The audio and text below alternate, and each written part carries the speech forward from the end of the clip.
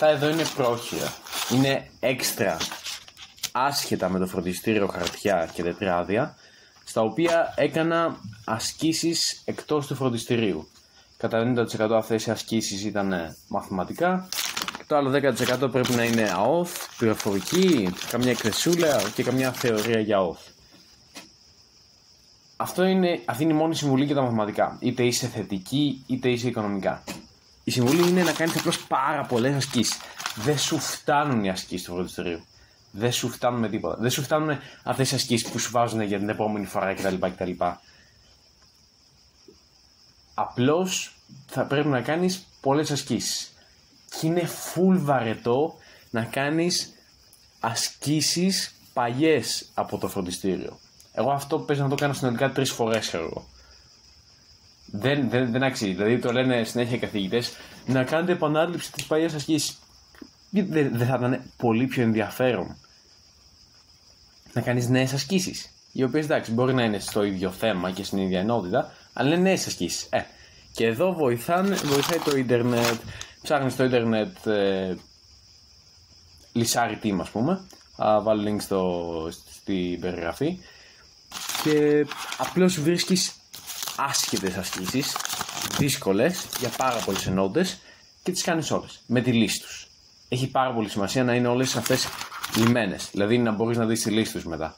Και έτσι είναι, ας πούμε, bulletproof τεχνική για να διαβάζεις μαθηματικά.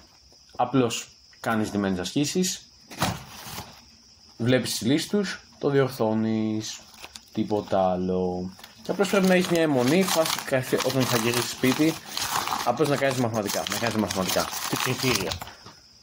3 μήνες, μην πω 4 μήνες πριν τις Πανελλήνιες, θα πρέπει να ξεκινήσεις τα κριτήρια αξιολόγησης, δηλαδή όχι αξιολόγησης, διαγωνίσματα. Επαναληπτικά διαγωνίσματα σε όλη την ύλη. Υπάρχουν άπειρα τέτοια στο διαδίκτυο και θα σε βοηθήσουν full. Το νόημα πίσω από αυτά είναι βρίσκεις πάρα πολύ μικρά κενάκια στα οποία ίσως να έχεις μια δυναμία, τα διαβάζεις και είσαι μπόμπα. Ωστόσο, μια συμβουλή, αυτό το ρημάδι, το βιβλιαράκι, είναι σημαντικό να χρησιμοποιηθεί για θεωρία σχετικά, εντάξει, όχι ακριβώς για απ' έξω, απλώς έτσι για ξεφύλισμα, για να μπορείς να κατανοήσεις κάποια πράγματα νωρίτερα από ό,τι θα σου έπαιρνε με την εξάσκηση. Αυτό ισχύει στο σκάκι και στα μαθηματικά. Ουσιαστικά μερικές φορές από το να διαβάζεις θεωρία σώζεις πάρα πολύ χρόνο στην εαυτό σου, μαθαίνοντας συμπεράσματα τα οποία θα έβγαζες πολύ πιο μετά με εξάσκηση. Τίποτα άλλο ουσιαστικά. Επίσης η θεωρία ουσιαστικά σου δίνει μια εξοικείωση με τα μαθηματικά. Δηλαδή όταν έχεις διαβάσει, ας πούμε, όλη τη θεωρία, σε κάποια φάση θα έχετε φτάσει σε ένα σημείο που θα έχετε διαβάσει όλη τη θεωρία, θα την ξέρετε όλη απ' έξω. Όταν θα σου έρθει ένα πρόβλημα, θα σκέφτεσαι τι στο καλό, ξέρω εγώ, έχω διαβάσει όλη τη θεωρία, δεν μπορεί να μην μπορώ να το λύσω. Είναι κάτι μέσα από το βιβλίο, δεν γίνεται. Και αυτό σε κάνει να νιώσεις full πιο ελευθερωμένος. Δηλαδή προσωπικά όταν στο φροντιστήριο, όταν ας πούμε μας έβαζε μια άσκηση και ήμασταν στα μέσα της ύλης, εγώ είχα μια μικρή κάπως ανασφάλεια ότι μήπως υπάρχουν χιλιάδες άπειροι τρόποι που ίσως θα μπορούσε να λυθεί και εγώ δεν το βρίσκω και δεν ξέρω και όλη τη θεωρία κτλ. Αλλά μόλις είχα μάθει όλη τη θεωρία, λέω έζεις. Απλώς είναι απόλυτη μη τον ηχή, μικρότερο ίσως το απόλυτο χ, ξέρω. Αυτό, τίποτα άλλο. Αυτό είναι το πιο εύκολο πράγμα για να γράψεις ένα 90+ μαθηματικά. Εγώ μαθηματικά έγραψα 94. Ωστόσο, για να υπερασπιστώ τον εαυτό μου, δεν έγραψα το Sweet 95. Ουσιαστικά το Δέλτα 4Β, που λογικά οι φετινοί που θα δώσουν Πανελλήνιες θα τα λύσετε όλα αυτά. Το Δέλτα 4Β ήταν αρκετά εύκολο, είχε μια τσαχπινιά. Είχα ξεκινήσει εκεί να το λύνω και μου λέει κατεβάστε το στυλό, ξέρω. Και εγώ προσπαθώ εκεί Μπας και γράψω κάτι ακόμα, τίποτα. Δεν μ' άφησε, λέει κατέβασε εδώ τώρα και τέτοια. Οπότε πάει. Δηλαδή θα μπορούσε 98 να το πιάσω. Αυτό που εννοώ είναι ότι δεν είναι καν τόσο δύσκολο, δεν είναι καν τόσο περίπλοκο. Τα μαθηματικά είναι πάρα πολύ απλά. Απλώς πρέπει να. Όλα αυτά τα πράγματα. Πρέπει να κάνεις φάση 10.000 ασκήσεις, πούμε. Έτσι, και είσαι έτοιμος. Και αυτές είναι εκτός τα τετράδια φροντιστηρίου μαθηματικών. Αυτά.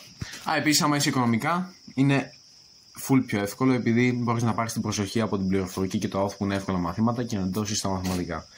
Και επειδή πληροφορική και ΑΟΘ ούτως ή άλλως θα γράψεις ένα 85 συν άμα διαβάζεις λιγάκι, και άμα έχεις κάνει secure και το 85 συν στα μαθηματικά, ουσιαστικά έχεις γράψει ένα 17. Με λίγη βοήθεια την έκθεση. Να πω εδώ ότι δεν είναι ότι ήμουν και κάποιος καλός στα μαθηματικά. Ουσιαστικά πρώτη λυκείου ξεκίνησα με κάτω από 45, κοντά στο 35 στα μαθηματικά. Σιγά σιγά ανέβηκα στο 40 κάτι με 50. Δευτέρα λυκείου 50 κάτι με 60 κάτι και σε κάποια φάση έπιασε και το 80 κάτι στη δεύτερη λυκείου. Αλλά αυτό ήταν στην άλλη γυβρά, όχι στο προσανατολισμό. Προσανατολισμό έπιασα απλώς έως 65. Ούτως άλλως προσανατολισμό δεν θα σου χρειάζεται και πολύ στη τρίτη λυκείου. Και τρίτη λυκείου ξαναέπεσα στο 70, αλλά από την αρχή ξεκίνησα στο 71. Όμως ξεκίνησα από το 35. Όλος ανέβαινε κάπως έτσι, χάρη απλώς στο διάβασμα. Δεν χρειάζεται να είσαι καν έξυπνος, ξέρω εγώ.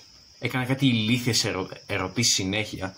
Δεν χρειάζεται καν να είσαι έξυπνος. Και ολικά μου τις πάνε αυτά τα παιδιά που λένε «Ω, εγώ δεν είμαι έξυπνος στα μαθηματικά». Απλώς διάβασα αυτό το σκουπιδό βιβλίο, ξέρω εγώ. Και απλώς κάνε 10.000 ασκήσεις και θα δούμε πόσο έξυπνος είσαι.